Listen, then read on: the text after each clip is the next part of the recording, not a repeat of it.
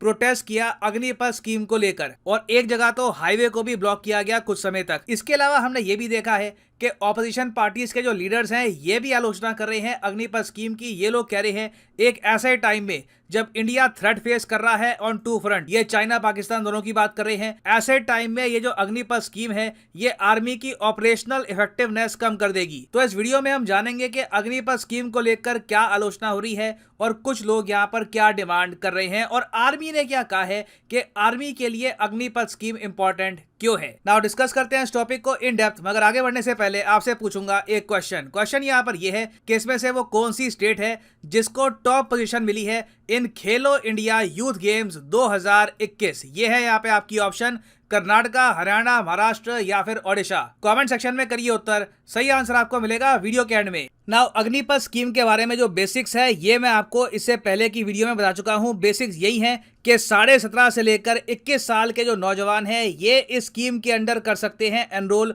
और 4 साल के लिए ये आर्मी, नेवी या एयरफोर्स में सर्विस करेंगे। इनको एक काफी अट्रैक्टिव सैलरी पैकेज दिया जाएगा 4,90,000 के आसपास का। धीरे धीरे ये पैकेज इंक्रीज होकर 6,90,000 रुपए के आसपास हो जाएगा और टोटल बताया जा रहा है कि एक साल में 46,000 इस तरीके से जो अग्निवीर है अग्निपथ स्कीम के अंडर इन्हें एनलिस्ट किया जाएगा इंडियन मिलिट्री में। और इस नंबर में से जो 25% अग्निवीर होंगे उनको परमानेंट नौकरी मिल जाएगी इंडियन मिलिट्री में।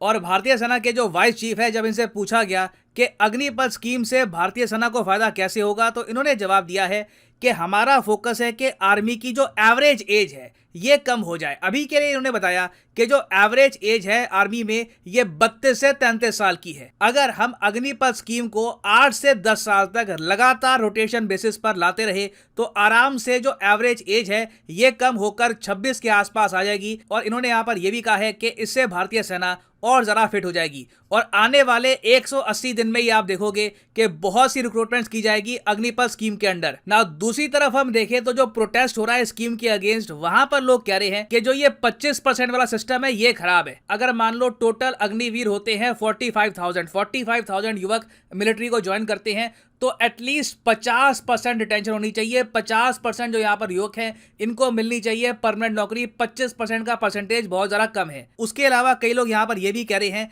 कि अगर आर्मी को एवरेज एज कम भी करनी है तो यहाँ पर जो 21 साल का ब्रैकेट है ना इसको भी थोड़ा सा अगर बढ़ा देंगे तब भी एवरेज एज काफी कम हो जाएगी। तो कई एस्पिरेंट्स यहाँ पर डिमांड कर रहे हैं कि जो एज ब्रैकेट है ये 17.5 से लेकर 24-25 के आसपास होना चाहिए ताकि ग्रेजुएशन करने के बाद भी एक युवक अग्निपथ स्कीम में एनलिस्ट कर पाए। फिर इसके अलावा कई लोग यहाँ पर यह भी कह रहे हैं कि सिंस अग्निपथ स्कीम में कोई पेंशन का सिस्टम नहीं होगा, क्योंकि देखो अगर मान लो कोई यहाँ पर युवक 20 साल की उम्र में एनलिस्ट हो गया तो 4 साल तक 24 साल तक वो यहाँ पे सर्विस करेगा। उसके बाद अगर मान लो वो 25% में नहीं आया तो उसको एक लमसम अमाउंट दिया जाएगा, एक सर्टिफिकेट दिया जाएगा और फिर उसको अपना एक नया करियर स्टार्ट करना होगा।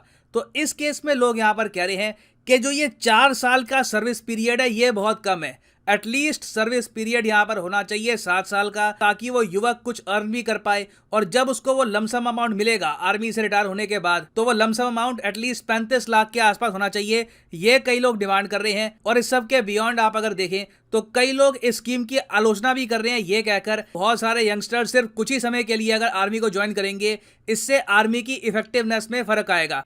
फिर फाइनली कई लोग अग्निपथ स्कीम की आलोचना इस बात को लेकर भी कर रहे हैं कि भारत सरकार का मेन ऑब्जेक्टिव ये है कि इंडिया का जो डिफेंस बजट है यहाँ पर पेंशन और सैलरी पे जो खर्चा जाता है ये धीरे धीरे कम किया जाए।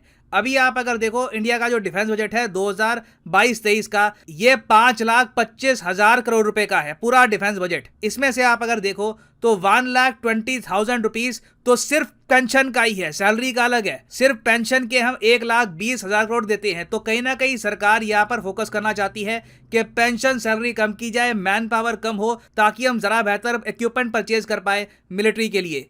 यह ऑफ कोर्स कई लोगों का आरोप है। मगर सरकार ने अभी तक ये भी नहीं कहा कि अग्निपथ स्कीम के बाद जो डायरेक्ट रिक्रूटमेंट होती है एग्जाम से ये कम हो जाएगी या फिर ये बंद हो जाएगी।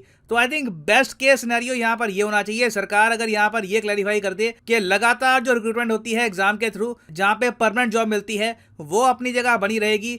अग्निपथ स्कीम साथ में एक एडिशनल कंपोनेंट है जिससे समाज में भी बहुत सारे डिसिप्लिन युवक पहुंचेंगे। क्योंकि आप सोचकर देखिए अगर एक नौजवान 21 साल की एज में अग्निपथ स्कीम के अंडर एनरोल हो गया तो जब वो 25 साल की एज में वापस सोसाइटी में वापस जाएगा तो वो काफ़ी डिसिप्लिन्ड होगा, वेल मैनर्ड होगा और साथ ही साथ उसके पास कुछ फंड्स भी होंगे अपना बिजनेस स्टार्ट करने के लिए। तो यहाँ पे अगेन मैं आपसे पूछूंगा, आपके हिसाब से ये स्कीम जो है इसको हम इम्प्रूव कैसे कर सकते हैं? अपने सजेशंस लिखिएगा कमेंट सेक्शन में, क्योंकि मैं आपको ये बता दूं भारत की सिक्योरिटी पर अग्निपथ स्कीम का एक मैसिव इंपैक्ट आने वाला है। ना सिर्फ सिक्योरिटी पर, एक्चुअली इंडियन सोसाइटी पर भी आप अगर देखो तो इससे काफी बड़ा इंपैक्ट आएगा। तो लिखिएगा अपने सजेशंस कमेंट सेक्शन में, मैं जानना चाहूंगा आपके थॉट्स। ना वापस आते हैं हमने क्वेश्चन की तरफ कि recently which state has clinched the top position in the Khelo India youth games 2021? तो सही उत्तर इसका है ऑप्शन बी, हरियाणा। हरियाणा ने सबसे ज्यादा यहाँ पर मेडल जीते हैं और यहाँ पर आप देख पाओगे आर्टिकल है हरियाणा इज अल्टीमेट